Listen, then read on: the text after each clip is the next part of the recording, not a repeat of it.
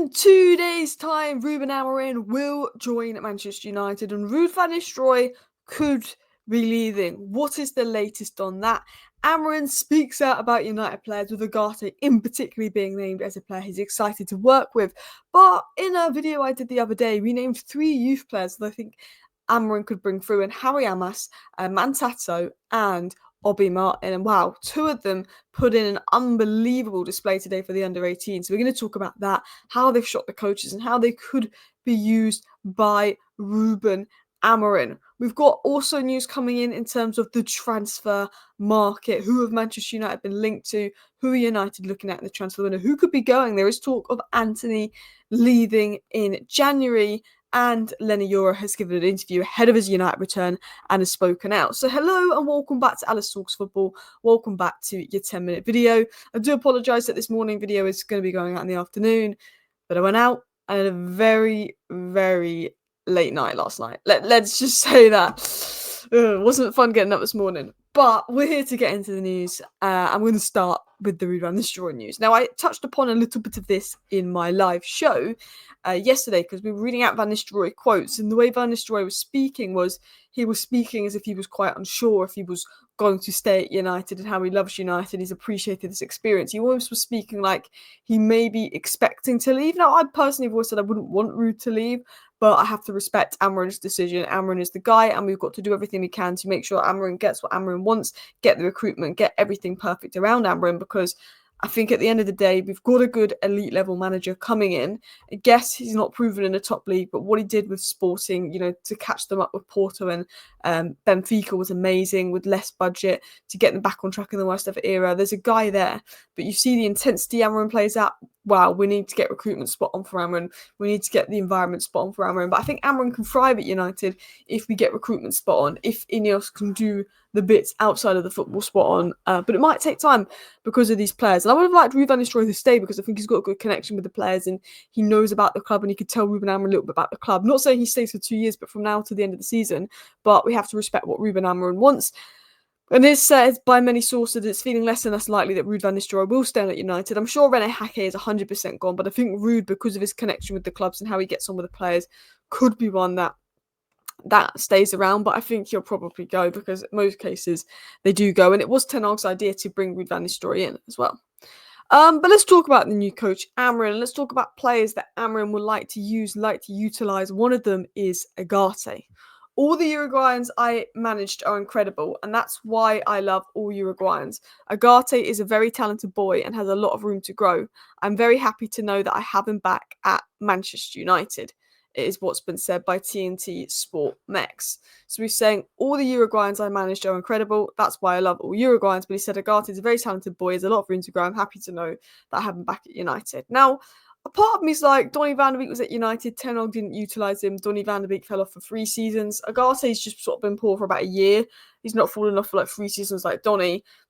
But I don't think Ugarte is like 100 million % going to start under Amorim, but I think he's probably going to start under Amorim because he knows Amorim's system is very good under Amorim. I think Amorim can get the best out of him, and I think Ugarte's been decent these last recent games for United as well, and I think Ugarte knows what he wants from his number 6, and we know Ugarte can do that. I also felt that when we took Ugarte off in the last game versus PAOK, we lost a bit of control after those subs because I felt Ugarte's legs in midfield was really needed because in the end Casemiro and Eriksen's legs in midfield, and you just felt that actually we were letting PAOK get a bit more of the ball and run a bit more into the game. I think Ugarte actually could be a really important player under Ruben Amorim. I'm sure Amorim's excited to work with him. And I'm not saying he's a 1 million % going to start undroppable guy because we saw it happen with Donny and Ten Hag, but I do think there's a good player in Ugarte. We're seeing it, and I think he will be a very important player under Amorim. I think it will be a Ugarte Maino pivot, but I wouldn't be surprised if Amorim goes with an Ugarte Casemiro pivot or an Ugarte Eriksen pivot and then moulds Maino back in,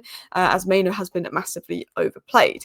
Now, talking of youth players that suit Amorim's system, Obi Martin could be, the next shocker, as Højlund as well. Obi Martin and Højlund are very much the profile of player that you think could be monstrous under, of course, Amorim. Now, Obi Martin is in my opinion, 2 years off.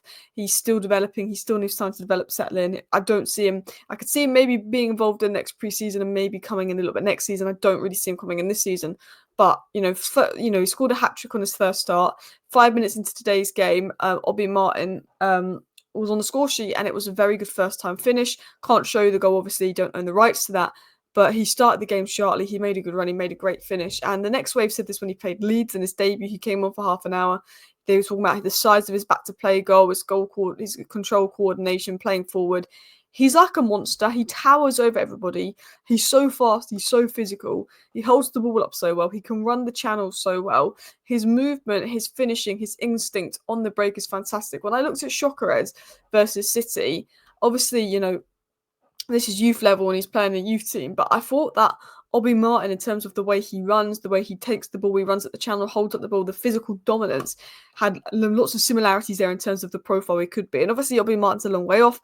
I'm not expecting him to come through anytime soon or make any impact anytime soon, but I think he's a player in 2-3 years that could be a monster and could be that next big Haaland, Gyökeres type player that could come on in under Amorim. I think Harry Amos, out of all the academy players, I think is most likely to be involved under Amorim. One, due to the Luke Shaw and Malacia not staying fit, but two, due to Harry Amos probably being very good going forward, but needing to improve defensively, which makes maybe the wing-back role a little bit more suited to him. I think he's really suited for the wing-back role. But another player, and we talk about Coenda and Man United looking at Coenda, but there's another player in the academy that I think is 100% suited to the right wing-back role, and that's Mantato. Now, I've been talking about this guy for a good year. He's really impressed me for a year.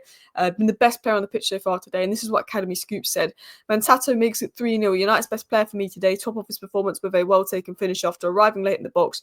3 points still for United, who maintain their 100% winning record and top of the under-18s Premier League North. Our under-18s team is amazing, but Mantato has played right back.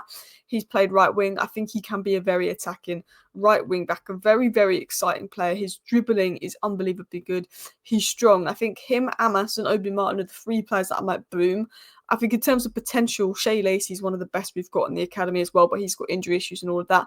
And I really like the big, towering centre-back, Godwill. There's some really exciting players at United. Guys, if you haven't already, please do go ahead and hit that like button. And of course, subscribe down below if you're new. I want to get into some transfer news. It was said that Manchester United are interested in Randall Kolo Muani, and PSG are ready to allow him to leave on loan. Now, I'm going to be honest, I don't totally rate Kolo Muani. I think he's another player like Werner, who was very good in the Bundesliga, got good stats in the Bundesliga, but overall isn't the most amazing player. However, United have got a shortage of goals. United have got a shortage of strikers. And if he's not going to cost a lot of money, he's someone I would take on loan in January. He's not someone I would buy. He's not someone I would pay for, but he's someone, if there's a ability to get him on loan and we want to bolster the front line because we're not scoring goals, I think I'd go for him. Now, obviously, I want to see how Amorim does.